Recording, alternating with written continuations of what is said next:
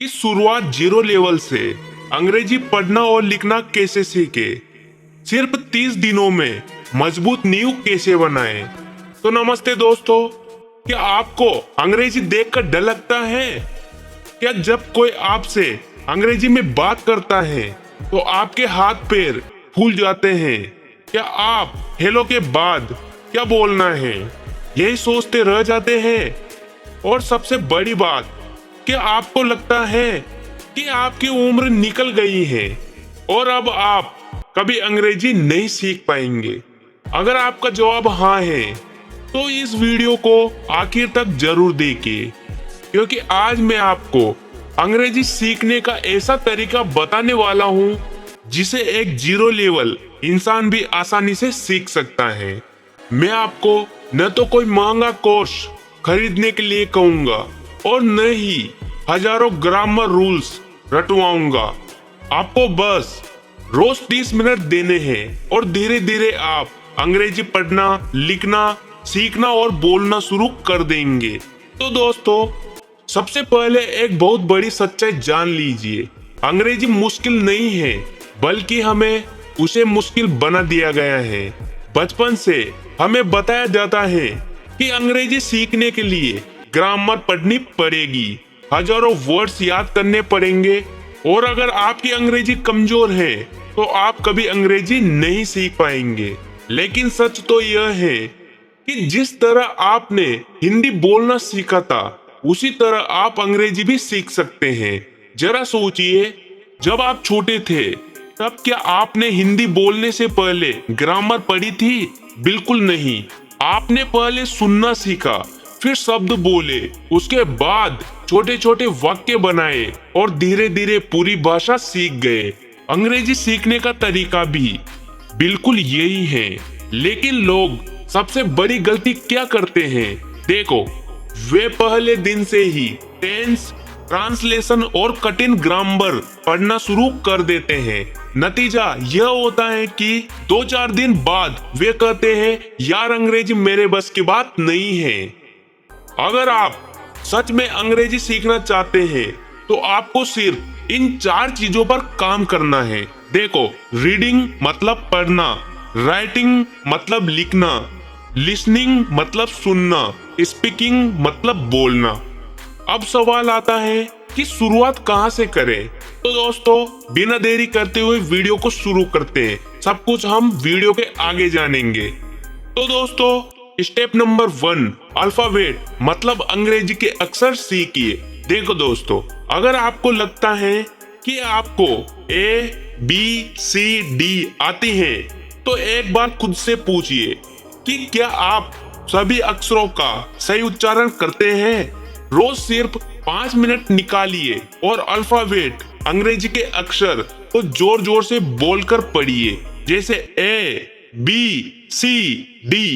ऐसा करने से आपकी जीभ को अंग्रेजी बोलने की आदत पड़ने लगेगी।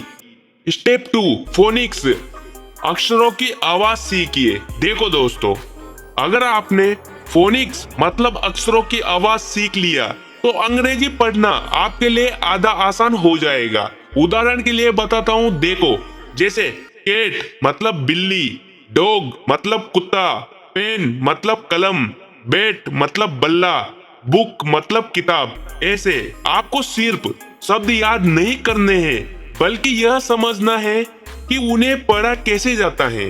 यकीन मानिए, यही वह तरीका है जिससे छोटे छोटे बच्चे भी अंग्रेजी पढ़ना सीखते हैं। स्टेप 3, रोज 10 वर्ड्स मतलब शब्द सीखिए। देखो दोस्तों, अब मैं आपको एक ऐसी ट्रिक बताने वाला हूँ जो आपकी अंग्रेजी को बहुत तेजी से बेहतर बना सकती है। आपको रोज सिर्फ 10 नए वर्ड्स मतलब शब्द सीखने हैं। जरा हिसाब लगाइए। देखो, एक दिन में 10 वर्ड्स, 10 दिन में 100 वर्ड्स, 30 दिन में 300 वर्ड्स। अब आप सोच रहे होंगे कि सिर्फ 300 शब्दों से क्या होगा? तो दोस्तों, रोज की बातचीत में हम बहुत कम शब्दों का इस्तेमाल करते हैं। अगर आपके पास 300 से 500 अंग्रेजी शब्द हैं, तो आप आसानी से छोटी छोटी अंग्रेजी समझ सकते हैं। कुछ शब्द देखिए।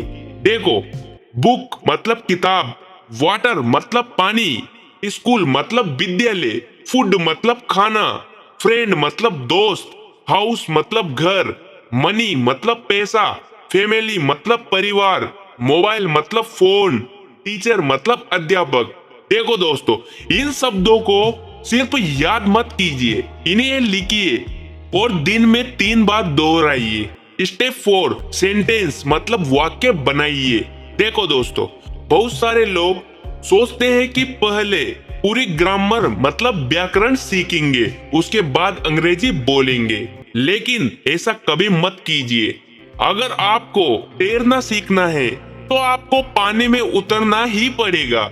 उसी तरह अगर आपको अंग्रेजी सीखनी है तो आपको छोटे छोटे वाक्य बोलने शुरू करने होंगे। जैसे आई एम हैप्पी मतलब मैं खुश हूँ, आई एम अ स्टूडेंट मतलब मैं एक छात्र हूँ, आई हैव अ पेन मतलब मेरे पास एक पेन है, आई लाइक टी मतलब मुझे चाय पसंद है, दिस इज माई बुक मतलब यह मेरी किताब है, माई नेम इज राहुल मतलब मेरा नाम राहुल है। हमेशा याद रखिए, गलत अंग्रेजी बोलना अंग्रेजी न बोलने से लाख गुना बेहतर है। स्टेप 5, रोज अंग्रेजी पढ़िए। देखो दोस्तों, अगर आपको अंग्रेजी पढ़ने में परेशानी होती है तो शर्माने की बिल्कुल जरूरत नहीं है। शुरुआत इन चीजों से कीजिए। देखो, चिल्ड्रन स्टोरीज मतलब बच्चों की कहानियां, इंग्लिश बुक्स मतलब अंग्रेजी की किताबें, कार्टून वीडियो मतलब बच्चों के कार्टून वीडियो, सबटाइटल्स मतलब स्क्रीन पर लिखे शब्द। देखो दोस्तों, शुरुआत में आपको सब कुछ समझ नहीं आएगा और यह बिल्कुल सामान्य बात है। स्टेप 6, रोज अंग्रेजी लिखिए। देखो दोस्तों, रोज अपनी कॉपी में सिर्फ 5 लाइनें लिखिए। जैसे टुडे आई हैप्पी मतलब आज मैं खुश हूँ, आई लिव इन इंडिया मतलब मैं भारत में रहता हूँ, आई लाइक क्रिकेट मतलब मुझे क्रिकेट पसंद है, आई एम लर्निंग इंग्लिश मतलब मैं अंग्रेजी सीख रहा हूँ, I will practice English every day मतलब मैं रोज अंग्रेजी का अभ्यास करूंगा। तो दोस्तों, अगर आप लिखेंगे नहीं तो आपकी अंग्रेजी कभी मजबूत नहीं होगी। स्टेप 7, बेसिक ग्रामर मतलब मूल व्याकरण सीखिए। देखो दोस्तों, जब आपको छोटे छोटे वाक्य समझ आने लगे तब आपको बेसिक ग्रामर मतलब मूल व्याकरण सीखनी शुरू करनी है। देखो, सबसे पहले इन विषयों पर पढ़िए। देखो, इज, एम, आर मतलब हूँ, है, हैज, हैव मतलब पास होना, वाज, वर मतलब था, थी, थे, दिस, डेट, दिस, दोज मतलब यह, वह, ये, वे, प्रेजेंट टेंस मतलब वर्तमान काल, पास्ट टेंस मतलब भूतकाल, फ्यूचर टेंस मतलब भविष्य काल। स्टेप 8, अंग्रेजी सुनना शुरू कीजिए। देखो दोस्तों, अगर आपको अंग्रेजी समझनी है तो आपको उसे सुनना भी होगा। रोज कम से कम 10 मिनट के लिए सुनो। देखो, इंग्लिश वीडियो मतलब अंग्रेजी वीडियो देखो, इंग्लिश स्टोरीज मतलब अंग्रेजी कहानियां पढ़ो, इजी कन्वर्सेशन मतलब आसान बातचीत कीजिए। तो दोस्तों, सुनना शुरू कीजिए, सब कुछ समझने की कोशिश मत कीजिए। धीरे धीरे आपका दिमाग अंग्रेजी को समझना शुरू कर देगा। तो दोस्तों, आगे बढ़ते हैं। 30 डेज प्लान मतलब 30 दिनों की योजना। देखो दोस्तों, पहले 10 दिन क्या करना है। देखो, अल्फाबेट मतलब अंग्रेजी के अक्षर, फोनिक्स मतलब अक्षरों की आवाज, 100 वर्ड्स मतलब 100 शब्द। अगले 10 दिनों में स्मॉल सेंटेंस मतलब छोटे वाक्य, रीडिंग प्रैक्टिस मतलब पढ़ने का अभ्यास, राइटिंग प्रैक्टिस मतलब लिखने का अभ्यास।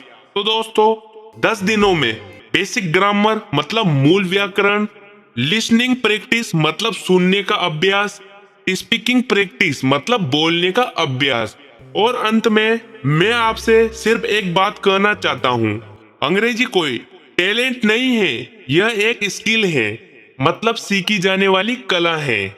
और हर स्किल मतलब सीखी जाने वाली कला को प्रैक्टिस से सीखा जाता है। अगर आप रोज सिर्फ 30 मिनट अंग्रेजी को देंगे तो अगले 30 दिनों में आपको अपने अंदर बदलाव महसूस होने लगेगा। तो आज से बहाने बनाना बंद कीजिए अंग्रेजी से डरना बंद कीजिए और सीखना शुरू कीजिए। याद रखिए, जीरो लेवल मतलब बिल्कुल शुरुआत पर होना कोई कमजोरी नहीं है। कमजोरी तब है तब हम शुरुआत ही नहीं करते हैं। तो धन्यवाद दोस्तों, मिलते हैं अगली वीडियो में। और वीडियो पसंद आई हो तो लाइक करें, शेयर करें और चैनल सब्सक्राइब जरूर करें। जय हिंद, जय भारत।